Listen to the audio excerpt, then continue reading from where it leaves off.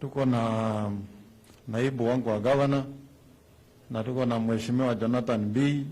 Sasa kwa sababu ya saa, wewe B simama tu na wave. Unajua sasa wataanza kuniingiza. Your Excellency, unajua hii siasa ya succession ya Kenya, pia tuko na succession hapa. Na mimi naona hii wabunge wameanza kulima BBI. Nilitaka tu kuomba tafadhali, mkiona hiyo BBI iko na katano fresh, mpitishe. Mkataa ile mambo ingine yote, lakini mkiona iko na katano fresh, muangalia hapo. Mniruhusu nipatie mheshimiwa naibu wangu wa governor, mheshimiwa Daniel Chebno, pia atoe rambirambi.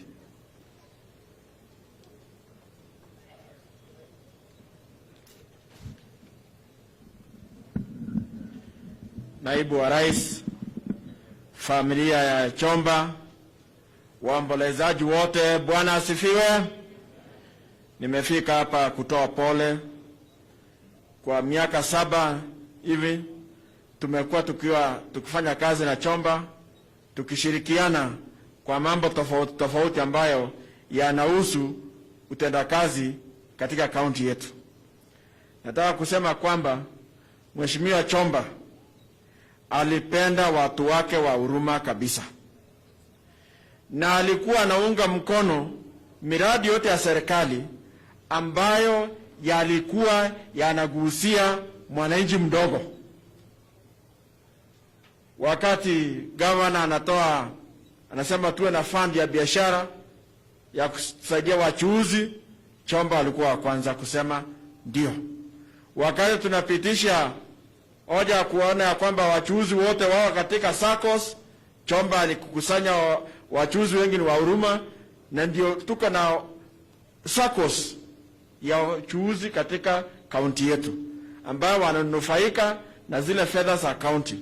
Kwa hivyo nataka kusema kwamba kiongozi shupavu amelala, na wale wote ambao tuko hai tuweze kuandika historia yetu wakati tungali hai.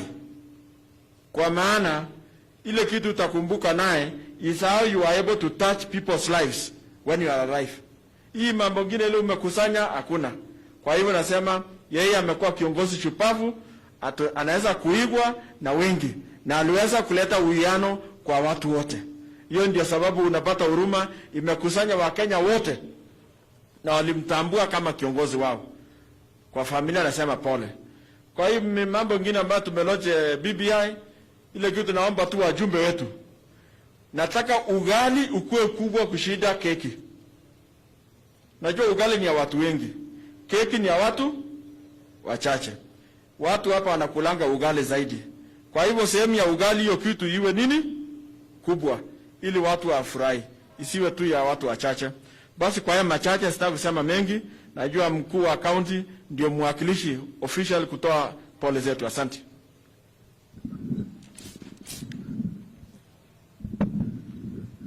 Asante sana DG. Basi Your Excellency, yangu yatakuwa machache. Tumekuwa tukitembelea familia, tumetoa rambirambi zetu, lakini leo kwa sababu ndio siku ya mwisho tutamlaza mheshimiwa kiongozi Chomba, mniruhusu tu kwa dakika kama 3 pia niseme machache kuhusu kiongozi huyu. Kwanza kabisa, mimi nilijua mheshimiwa Chomba wakati niliingia siasa 2013. Lakini familia ya Chomba nilijua kabla ya hiyo. Nilijua rafiki yangu Julius na Leni. Na Leni mnaelewa sababu nilimjua kwa nini, kwa ile biashara alikuwa anafanya. Lakini 2013 wakati nilikuja kwa mambo ya siasa ndio nikajuana na mheshimiwa Chomba. Na wakati hiyo URP ndio ilikuwa chama. Na wakati ya nomination sisi tulifanya siasa, na kwa nomination Chomba alikuwa anaunga Bitok. Na unajua Your Excellency, hii jina yako imekuwa na too much political capital, mpaka kila mtu anataka kutumia tu kama broker kufika the next stage. Hiyo 2013 Bitok na watu yake kidogo alikuwa amesema, unajua naibu ya rais amesema, na unajua Chomba alikuwa rafiki yako, sijui kwa nini hako kuuliza. Yeye akafuata watu ya Bitok akasema umesema. Sasa nikaambia Bitok, hata Sudi rafiki yangu sikuwa nimemwambia nasimama. Lakini mheshimiwa Bitok nikamwambia si unipatie naibu ya gavana hivi. kwa sababu wewe unatoka South. Akaniambia tutaangalia kidogo, akaniambia hautoshi. Tukakaa karibu mwezi mwingine 3, nikamwambia si unisaidie hii CEC. Mabroka yake wakamwambia mambo yake tutaangalia baadaye. Nikaona hii watu wako na mchezo. Tukakutana na Sudi siku moja na ndiye akita, akaniuliza uko na plan gani? Nikamwambia nimeona wacha nisimame. Akaniambia lakini sasa wewe kuniambia mapema. Nikamwambia usijali, hii mambo ni kujaribu, ni mpya. Wakati nilishinda nomination, Chomba akakuja kwa timu yangu, tukaungana, tukafanya hiyo siasa ya 2013 na leo wakatupatia sound, tukamaliza, na kwa hiyo muhula tukafanya kazi. Siasa ilikuwa moto ni 2017. Kwa sababu najua Mheshimiwa Rais 2013 2017 ndio serikali za county ilikuwa inatengenezwa. Kuna mambo mingi tulikuwa na changamoto. Na unajua sasa kuendesha siasa ya mji kumbe ni kazi ngumu. Kubalance interest ni kazi ngumu. Tukakuja mjini hii, tukajaribu kupata Fiscal Planning Act, tukakwaruzana na Okas, kina nani. Sasa kumbe nimekuza live wire watu ya Chomba. Sasa hapo ndio tukawachana na Chomba. Yeye akitetea watu yake, mimi nikijaribu kufanya mpango ya kufanya town ikuwe sawa. Kwa sababu tulikuwa katika ile formative stages ya devolution, it took a lot of time to come up with proper policies and procedures that will create a conducive business environment in this town. Na kwa sababu unajua wakilishi, raia pia hawezi wakakupatia nafasi, lazima wakusukume. Mbona tunasukumwa na huko? Chomba pia hakuwa na namna ingine other than kusukuma sisi kama executive, na kwa hiyo kusukumana tukawachana kisiasa. So 2017 tukafanya nomination, nikashinda. Huyu rafiki yangu akaanza kunifanyisha kazi ya ziada na nilikuwa nimefunga bao. Na mimi nathibitisha Chomba ni mtu wako na msimamo. Huyu kiongozi na mimi nimekubaliana kwa kitu moja. Afadhali uwe na rafiki mmoja atakuambia ukweli kuliko wengi watakudanganya mpaka utashindwa ukiwa hapo wakikudanganya. Na yeye aliniambia governor, kwa sababu watu yangu wamehangaika sana kwa serikali yako, sitakuunga mkono. Nikamwambia wacha tu tupambane. Ndio sasa rafiki yangu Bundatich akapata nafasi, wakafanya na Chomba. Tukafanya siasa ya nomination kwa sababu tulikuwa chama ya Jubilee. Mimi nikashinda, nikafikiri Chomba ataniunga mkono. Sijui Bundatich alikuja kuambia yeye nini tena. Sasa wakaandio hiyo wakashikana wakaenda independent. Sasa nikasema kwa sababu Mheshimiwa Chomba na Muya na Ramadhan wanaunga candidate ya independent, hata mimi Huruma nitaunga MCA ya ODM. Huko Langas nitaunga MCA ya ODM. Kiplombe tulikuwa na MCA ya Jubilee. Tukapelekana kwa hiyo siasa. Hapo ndio mahali tayari ilikutana na lami. Haikuwa mchezo. Lakini kwa mapenzi ya Mungu nikarudi nikawa gavana. Na mimi nataka kuambia Bundatich sikushinda na kura kidogo. Hiyo kura nilikushinda nayo ni mingi. 50,000 hata wakiweka 5 fresh na confirm saa 2 asubuhi. Lakini pia kwa ukarimu wako tulikuja tukasikizana, tukamaliza maneno ya siasa, tukasema tufanye kazi. Ile kitu mimi na mafurahi na niko na maswali vile watu wanasema ngawaja tuwezi uliza Mungu maswali. Nilikuwa nasema jameni, mingi ndio mambo inaenda kufanyika. Chomba akaondoka. Kwa sababu hata hii matatizo ya hawkers finally tulikuja tukaketi. Tukasema kwa sababu kila mwanabiashara tunataka apate nafasi ya kufanya biashara. Wale wako na maduka na wale hawana maduka. Tukakubaliana tutatengeneza zile barabara za huko nyuma yote street sikuwe mzuri kwa sababu ilikuwa na matope. haikuwa na mataa. Tukasema tutapave, tuweke mataa, alafu hawkers kwa sababu sasa wako kwa sako zao, tutawapatia kila sako sehemu ya kuuzia. Na ndio mradi tulikuwa tunataka kukamilisha na Mheshimiwa Chomba tuweze kusindua kabla ya Januari mwaka ujao. Mimi nataka kuambia watu ya Huruma na hawkers mji hii, hiyo mpango tutakamilisha. Na tutashirikiana na wale walikuwa ofisi ya Chomba, kwa ofisi ya ward ya Huruma, na pia ile kamati ya Ward Development Fund. Tutafanya kazi na nyinyi kuhakikisha hizo miradi zote zilikuwa zimepangwa kwa ajili ya ward ya Huruma tutatekeleza kwa heshima ya Chomba, na kwa vile tulikuwa tumekubaliana lazima tufanye kazi pamoja. Mimi nataka kushukuru Shosho. Mimi naona kama ungetupata na Chomba kabla ya 2017 hata huyu jamaa round 2 haingekuwa. Kwa hivyo mimi bado nitakuja nikutafute. Hiyo maneno ulikuwa umepanga kuniambia na Chomba, nitakuja unitafute uniambie. Kwa sababu kila mzazi akitoa wosia ni ya kupeleka sisi mbele. Kwa hivyo mimi nataka kushukuru sana watu ya Huruma kwa kuunga mkono Mheshimiwa Chomba kwa zile kazi amewafanyia, na ni kazi ambazo zinaonekana. Kwa hivyo tutashirikiana tupeleke hii kazi mbele. Ya mwisho ni kwa familia ya Chomba.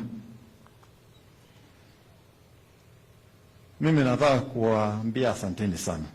Mulifanya kazi yetu kama serikali ya kaunti kwa maandalizi ya mazishi ikuwe rahisi kwa ushirikiano. Na pia niambie chairman wa kamati, asante sana. You made our work as county government iende sambamba. Kwa watoto ya Chomba, poleni sana. Mimi nitawapa tu jambo moja. Kwa sababu nimeona Shosho. Na Shosho is a very strong lead. If you all connect around Shosho, hata kama kulikuwa na mambo imeisha. Kwa sababu with age comes wisdom. Unajua kuna knowledge you can get by books, but wisdom comes with age. Sisi tunaombea baraka ya Mwenyezi Mungu. Mkae pamoja, upendane, ili matendo na kazi ya Chomba ninyi watoto mweze kuendelesha iende kiwango kingine. Na sisi tunaamini Mungu atawapa nafasi. Wale watoto wako hapa na wale wako Amerika. Unajua Obama alikuwa mtu ya siasa. Na alikuwa president wa Amerika. Nini mwana hapa hata Obama ngira anaweza kuongea. Na unajua akitokea sisi tutapata visa hiyo chat. Kama hata consulate itafunguliwa hapo. Hata ndio kapelekwa siasa kwa bwana ngine huko. And that is what happens. So we want to wish you well. And we believe even if you are in America, you can pursue these dreams there. But if you also feel you want to come back here, welcome. Na mimi naomba mkono ile mambo Mheshimiwa Oscar naomba. Na niliona watu wengi walipiga makofi. Kwa wewe na Natalia wewe Aaron ule mwingine anaitwa nani? Natalia. Washira. Kina Zamgis, all the houses. Endelea tu kufanya practice. We are only about 18 months. Alafu mjule kwa kiwanja. Hii ingine wajile mama amalize hii matangazo. Na tukaomba hata kila mtu ya Huruma hii waishi na Chomba. Hakuna haja sasa kwa sababu ukisema wewe unaenda kusimama kwa ODM, unaenda kusimama. Kwa hii kitu kwa boss kwa haraka malize, alafu tugolee ile mambo mengine. Tunaombea baraka ya Mungu. Be strong, tegemea Mungu na mpendane. And all families hapa. As families, hii mapenzi ya Mungu jaribu kueneza even within families. The numbers of that we are strong. When we are many, the network is larger. And the support is big. So let's work together. Sisi kama serikali, we shall support you where you need us. Na tafadhali Shosho ameomba kuja kwa ofisi anytime. Mlete Shosho akuja nione kwa ofisi kwa vile hiyo ingekuwa sindio, na mimi niko tayari kumpokea. Kwa hivyo sitaki kusema msiki hapo. Poleni sana watu ya Huruma, you have lost a leader. mtetezi ambaye aliwatetea kwelikweli. Yale mambo yote kumauliza kupitia kwa Aaron, hiyo tutaketi na mimi nawahakikishia hizo mengi ya hiyo tayari iko kwa mpango na tutatekeleza. We shall make sure we accomplish what Chomba wanted to accomplish for this work as a show of this itself. Asanteni sana na Mungu awabariki. Uniruhusu sasa karibishe Mheshimiwa Naibu wa Rais ili aweze kutoa rambirambi zake, sababu kando na kiongozi hapa alikuwa rafiki ya Mheshimiwa Chomba. Niliuliza yeye kweli rafiki kama anaita Chomba hiyo rafiki unataka mtu apoteze kura. Akaniambia mama tumepanga na kweli uko mgongo pale.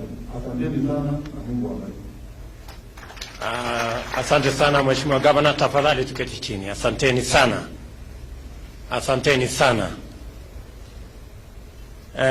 Mama Miriam, shosho wetu,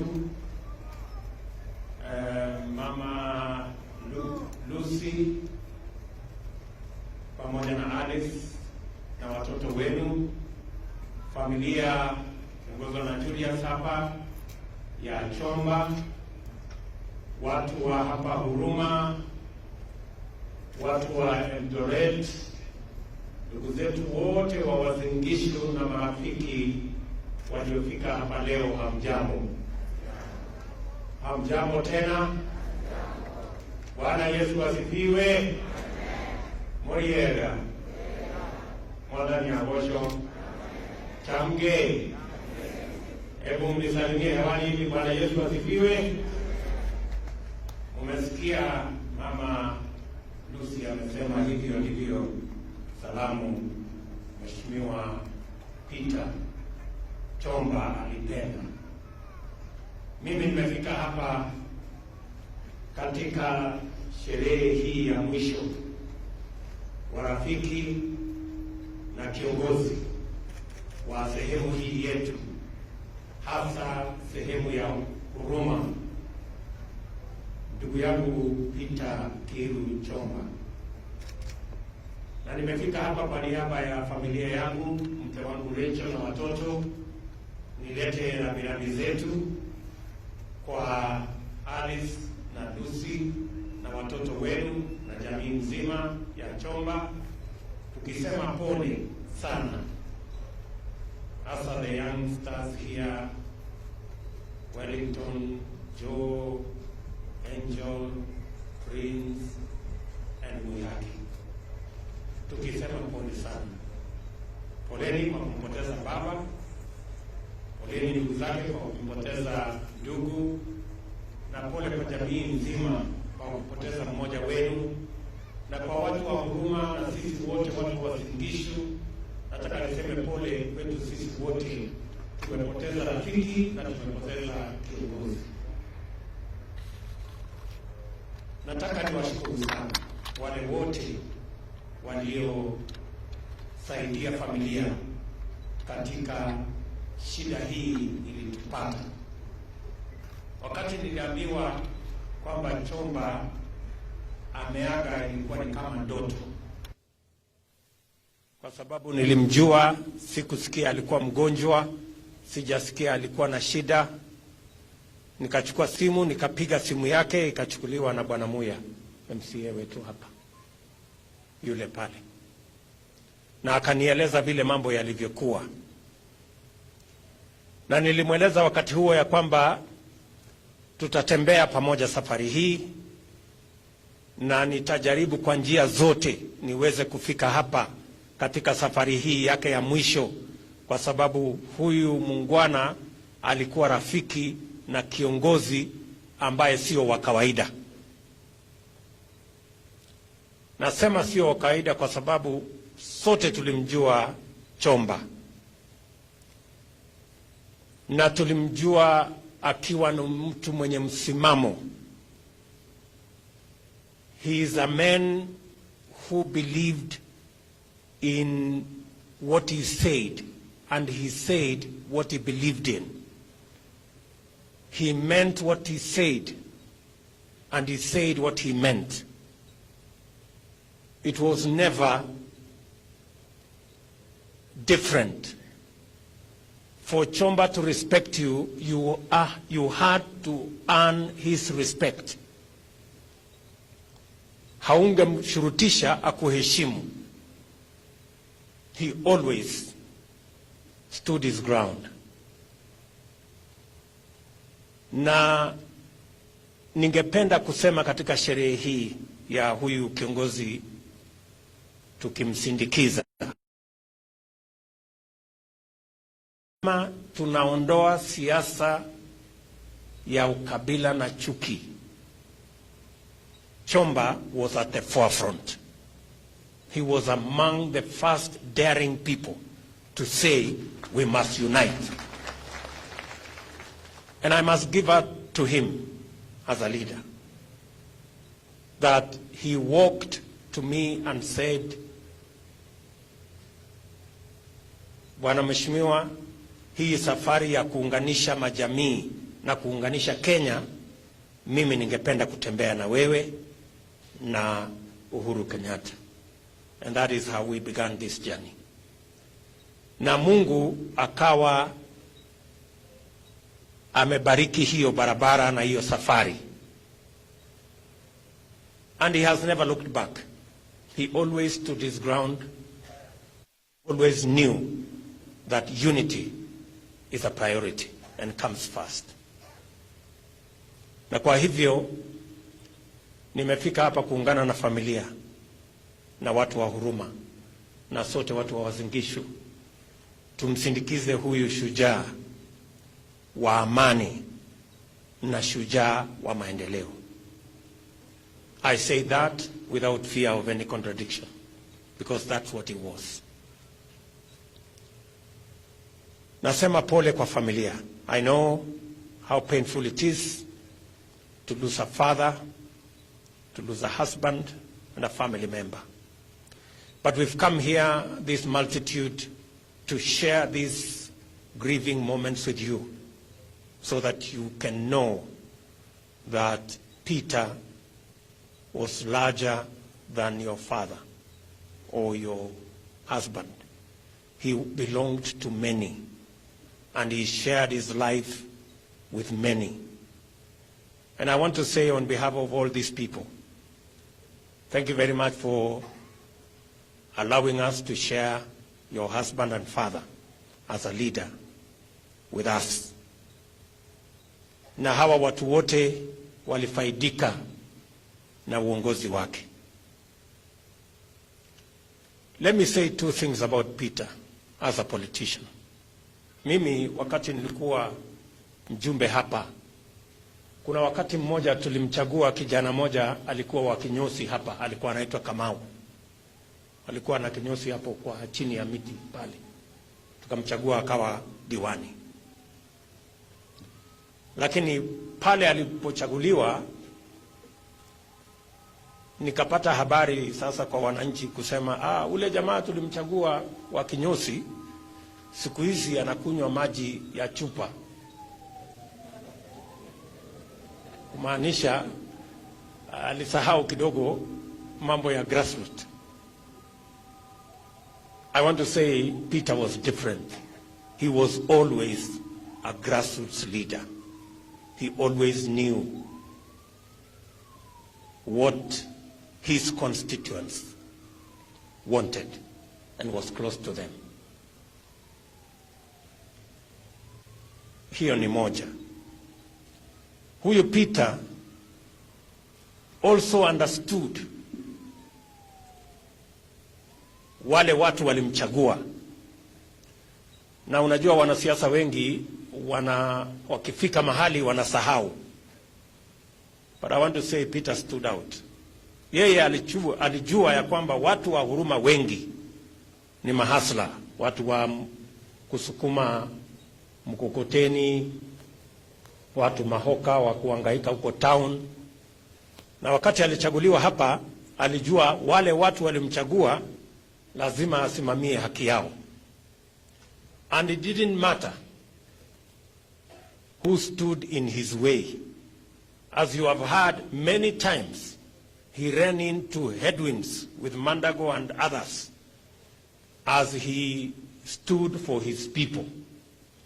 Yeye ni mtu alielewa, amechaguliwa, ni mwakilishi wa watu, na alijua ya kwamba haki ya watu waliomchagua ni ya muhimu. Ndio mmesikia Mandago mara nyingi walikwaruzana kwa sababu alikuwa anatetea haki ya wale waliomchagua. And it's a big lesson to politicians that we must always remember where we came from. Lazima tukumbuke mahali tumetoka. Na ndio nasema leo we are the poorer because an astute leader who understood the needs of his people and was in contact with the grassroots is not with us. But as has been said, Mungu atatujalia ili tupate mmoja ambaye atashikilia mahali Peter amewacha. Nakumbuka sana wakati ya 2013, huyu Peter alikuwa ni mtu anajua kujipanga. Kwa sababu 2013 wakati alichaguliwa, kumbe alijipanga namna nyingine hapo. Baada ya miaka 3 hivi nikaambiwa, wewe unajua mheshimiwa, huyu Peter yeye ni MCA na bibi yake pia ni MCA. Nikauliza iliendaje, ilikuwaje? Mwingine nikaambiwa yeye na mama wanatoka kwa nyumba wanaenda bunge pamoja. Nikaona kuna mwanaume hapa anajua kujipanga. Wakati watu walikuwa wamezubaa, kumbe akapitisha mama hapa, tukamunominate akakuwa MCA pia. Na mnaona sasa huyo mama tayari yako na sifa. Mmesikia alikuwa anapitisha mswada huko bunge. Sasa hata katika hali hii mnaona pia mambo imepangwa tu namna hiyo. Sijui alikuwa amejua, sijui ilikuwa namna gani, lakini kama kuna mtu ambaye kutoka familia ambaye ingesemekana ashike mahali ya huyu mungwana, si tayari kuna mtu ambaye yako na experience ya mambo ya bunge huko. So we will not be looking from far. Na mimi naomba hawa watu wa Uasin Gishu saa zingine tuwe wangwana kidogo.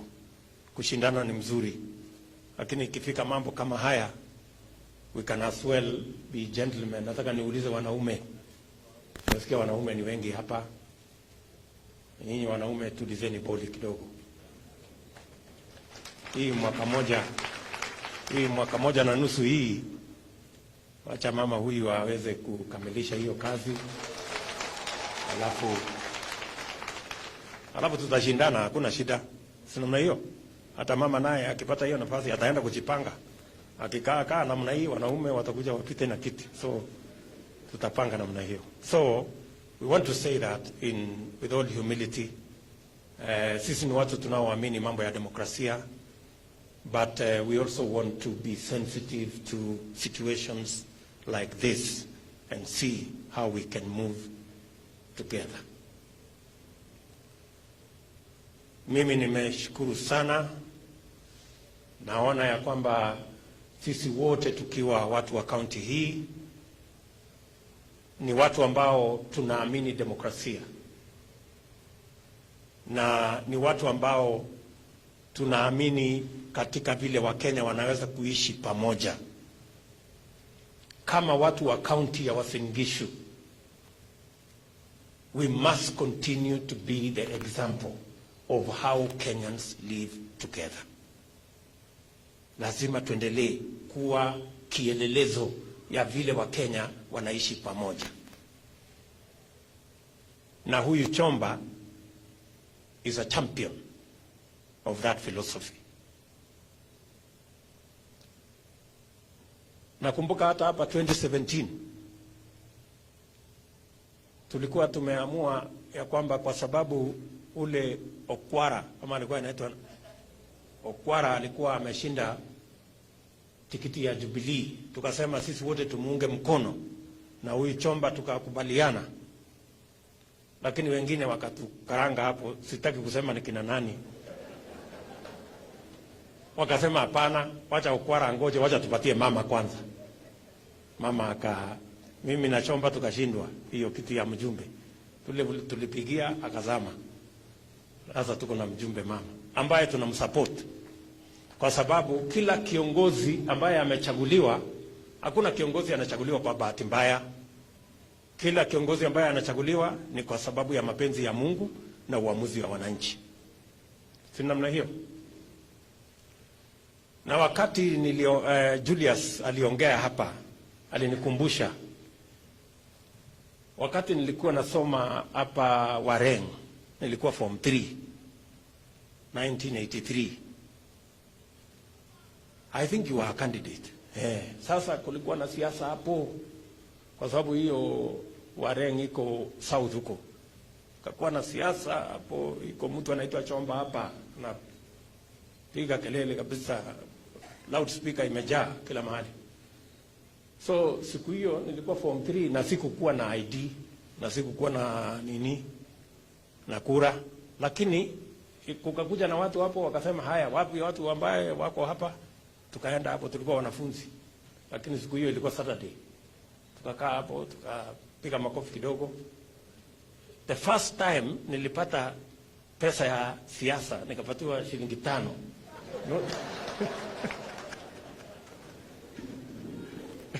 Ilikuwa ni kwa siasa ya huyu Chomba huyu.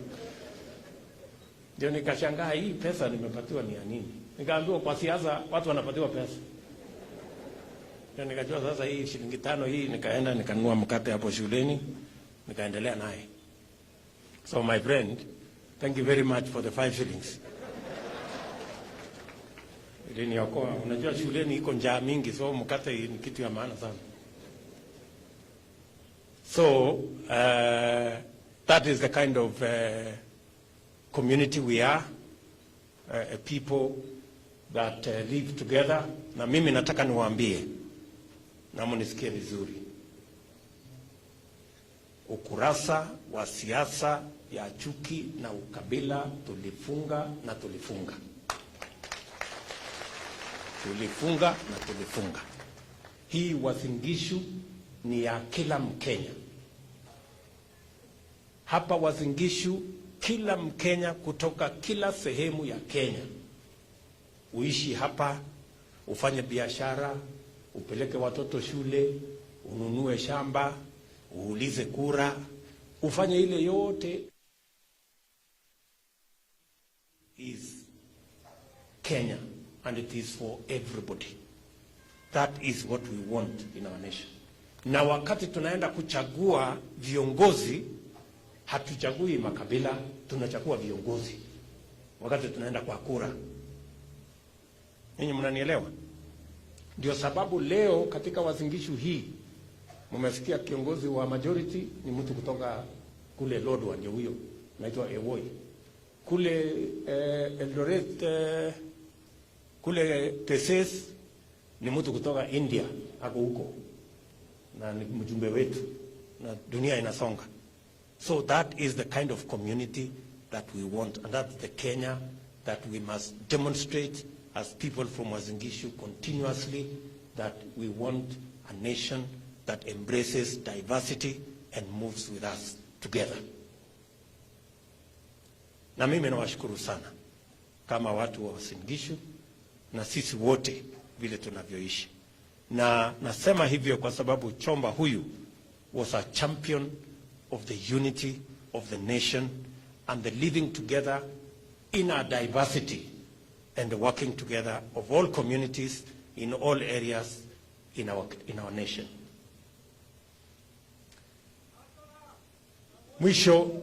Mwisho huyo asala relax kidogo. Mwisho mimi nataka niwaulize kwa sababu leo imetangazwa ya kwamba sasa tuko na yale mambo ambayo ya katiba, mjadala ambao ni wa katiba katika taifa letu la Kenya. Ile mimi nataka niulize sisi wote tulio viongozi, vile rais alisema jana, sisi wote tulio viongozi katika taifa letu la Kenya, tunataka tuwe na mjadala ambayo inahusu sisi zote bila ya ubaguzi, bila ya vishindo vya rege na mambo mengine. Tunataka mjadala ambao utajumuisha Wakenya wote, na hiyo mjadala isiwe ni mjadala ya viongozi na vile watanufaika, iwe ni mjadala ya kila mwananchi wa Kenya, na hata yule mwananchi mdogo awe na sehemu ya vile mjadala huo italenga mambo yake na pia itamfaidi. That is what I want to say. Na vile vile ningependa kuuliza sisi wote tena tuhakikishe ya kwamba katika safari hii ambayo tunaenda kama Wakenya, tusitafute njia ambazo zitatugawanya, tutafute njia ambazo zitatuweka pamoja. And that is why I want to say for the record, and as the President said yesterday, this conversation, this constitutional consensus that we are trying to build as a nation, it must be devoid of the reggae bravado that is divisive and that has the potential to create winners and losers, has the potential to create us versus them. We must avoid. And if we are genuine about having a national constitutional consensus, we must start with this discussion. It must be devoid of bravado, it must be devoid of division, and it must not create an us versus them, winners and losers. Let us start there.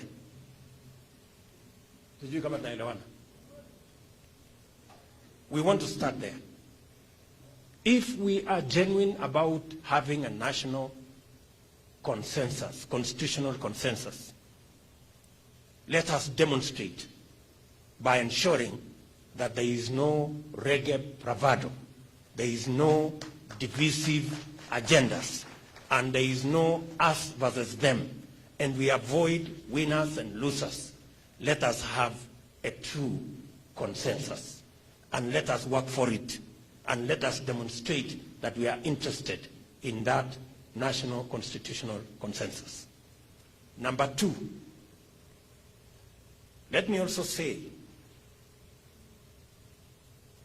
that while we are looking for inclusivity amongst the leaders, we must equally look out for the millions who have been excluded because of their economic and social status.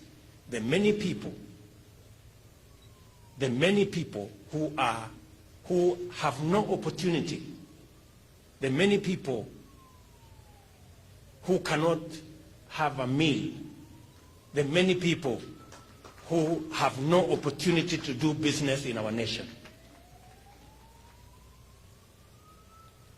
So what I am saying is we must not just have a conversation about leaders and how to create inclusivity amongst leaders. We must also seek those who have been excluded for years, the poor people, the jobless, the people who have no opportunity. Them too must have, at the table, they must have their space, and we must listen to them as well. And finally,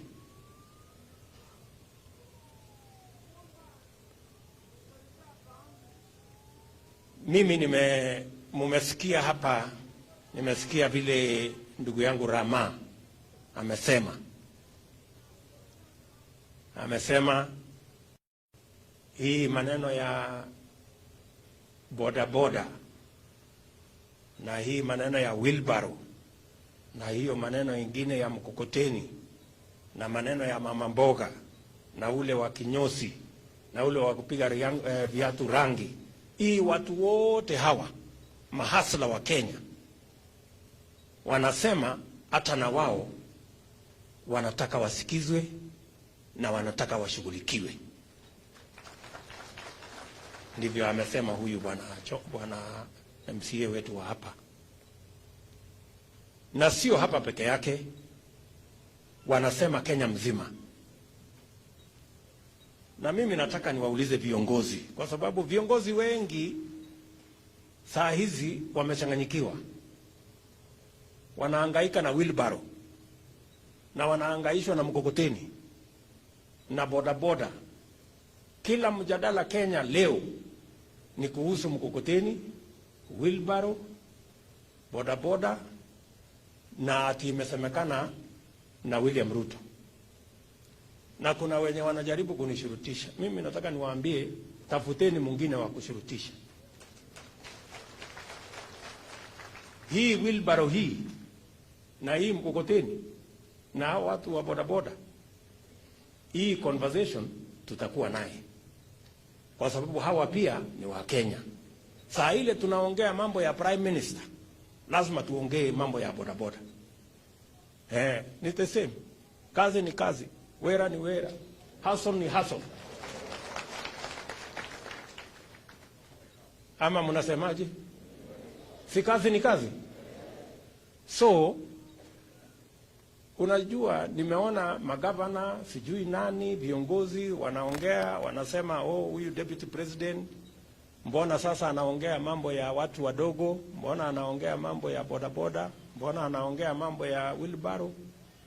Na hawa viongozi hawa ambao wanasema ati wako na shida na wheelbarrow, wao hawana shida kutoa shilingi 50 ama 100 kupatiana handout ndio wachaguliwe.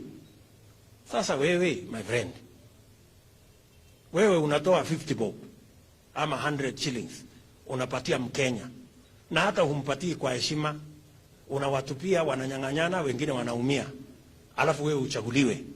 Alafu mtu akipatiwa wheelbarrow ama pikipiki unasema uko na shida. Kichwa yako inafanya kazi kweli?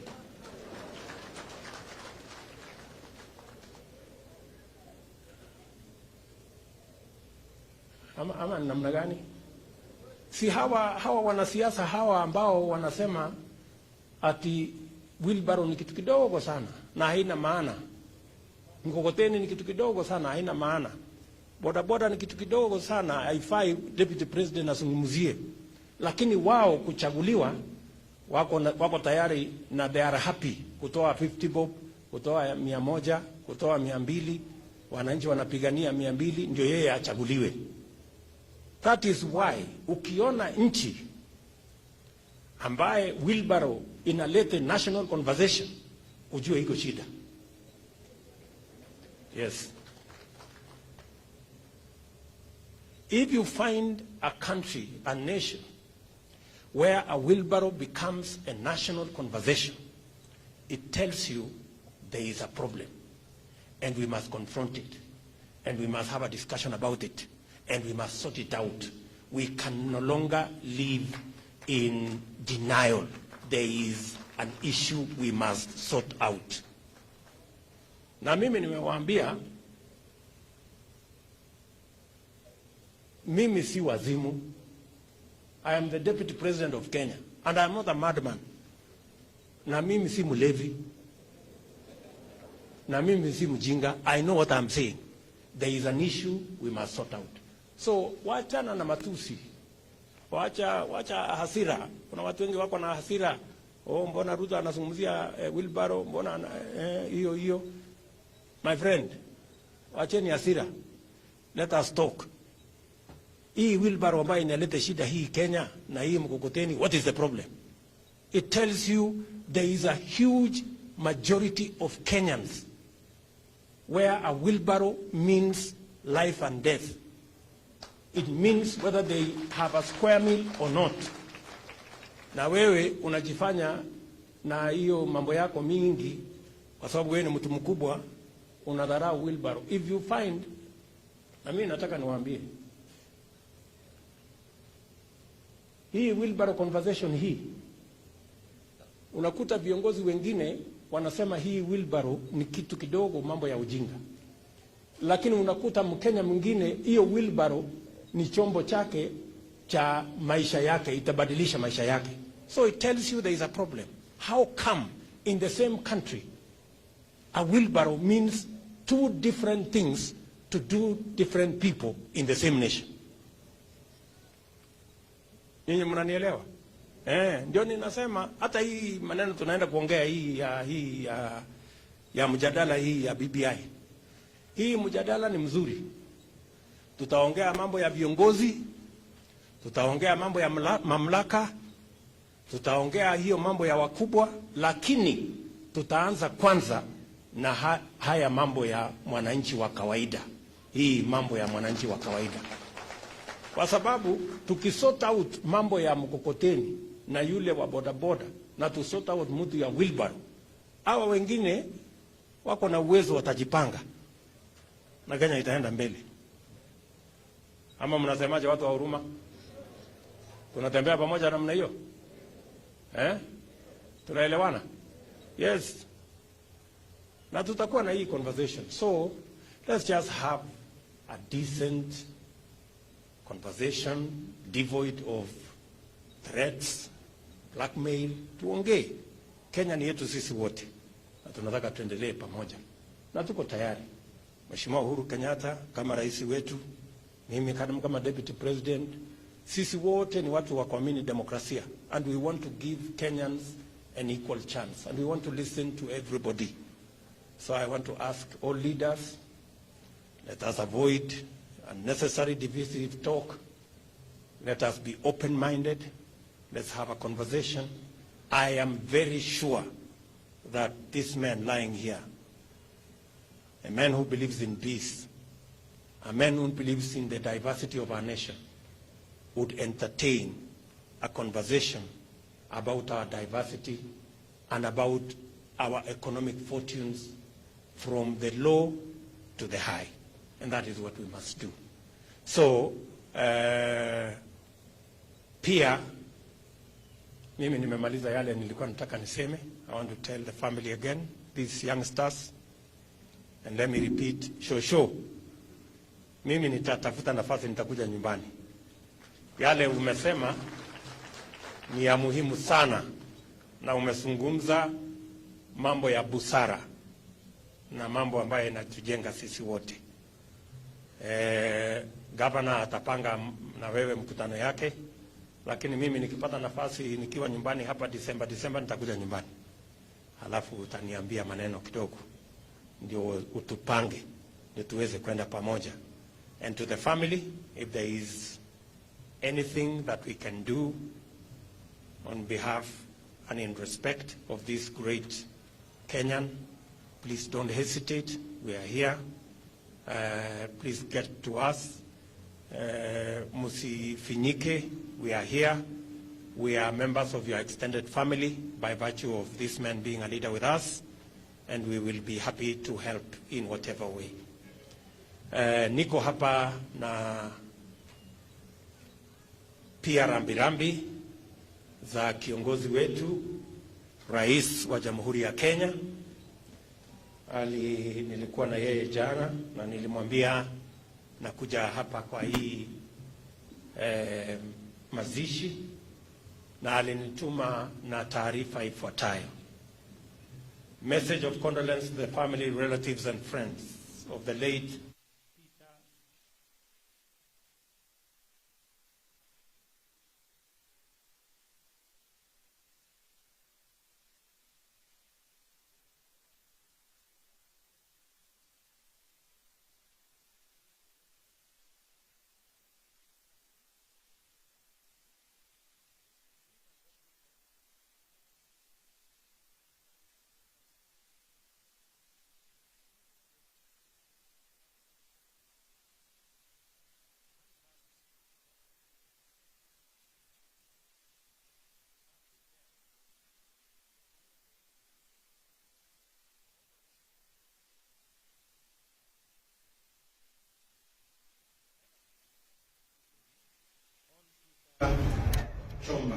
express the spirit of a Kenyan who was not only always ready to serve, but also stood firm for the values and the principles he believed in.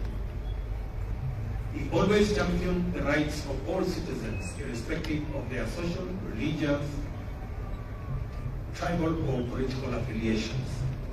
And he was particularly known for articulating the rights of workers and other informal business groups in society. He firmly believed in the agenda of empowering and uniting all Kenyans to live together harmoniously as brothers and sisters. Together with other leaders, Honorable Chomba ensured that the residents of Shauri Moyo, Langas, Kakenywa, and other areas of Uasin Gishu County received title deeds for their parcels of land. It was because of his bravery, wisdom, and humility that the residents continued to elect him.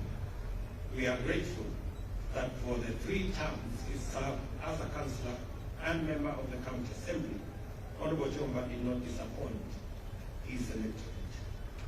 Evidently, Honorable Peter Chomba's resilience and determination brought hope to many. He always saw opportunities to serve even in difficult situations. This is clearly seen by the way he handles situations and challenges which face the residents of Uasin Gishu County, more so the hawkers and small-scale traders in Eldoret town. As we mourn and pay homage to this visionary leader, let us also celebrate his life and achievements. Indeed, Honorable Chomba is a towering role model and a perfect example of servant leadership that should be emulated by all. To his wife, Lucy, and Alice, and the children, my thoughts and prayers are with you at this difficult time of sorrow. As the days and weeks pass, and as you return to life's routine, may you continue to feel comforted by the love and support of family and friends. During this morning, I pray that your hearts will be filled with wonderful memories of the joyful times you share with Peter. May you take solace in the words of God as written in Psalm 73:26, which say, and I quote, "My flesh and my heart may fail, but God is the strength of my heart and my portion forever." May the Almighty God rest the soul of Honorable Peter Chomba in everlasting peace. Signed, Uhuru Kenyatta, President of the Republic of Kenya. Hiyo ndio risala ya rambirambi ya Mheshimiwa Rais kwa familia. Asanteni sana kwa kunisikiza, na asanteni sana kwa kuwa marafiki na kuja ili tuweze kufanya sherehe hii pamoja. I will now hand over this to the family. Asanteni sana. God bless you.